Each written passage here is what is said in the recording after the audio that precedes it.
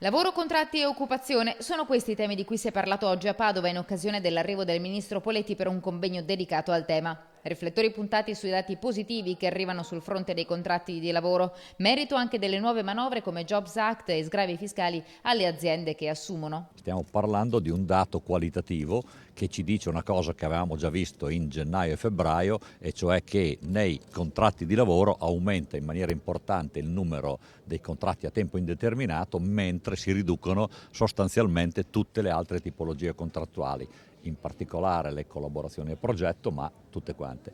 Quindi almeno un obiettivo che stiamo perseguendo, che è quello di far cambiare qualitativamente il mercato del lavoro, pian piano si sta realizzando. Più cauto il ministro sui dati dell'occupazione. Sulla occupazione dobbiamo aspettare i dati dell'Istat, perché l'Istat fa una valutazione non dei contratti ma di tutte le posizioni lavorative, dipendenti, indipendenti eccetera, che è un dato molto diverso e che appunto dà l'Istat. Intanto, seppur a bassa voce, esulta il Veneto, tra le prime regioni ad aver registrato un'impennata di assunzioni nei primi mesi dell'anno.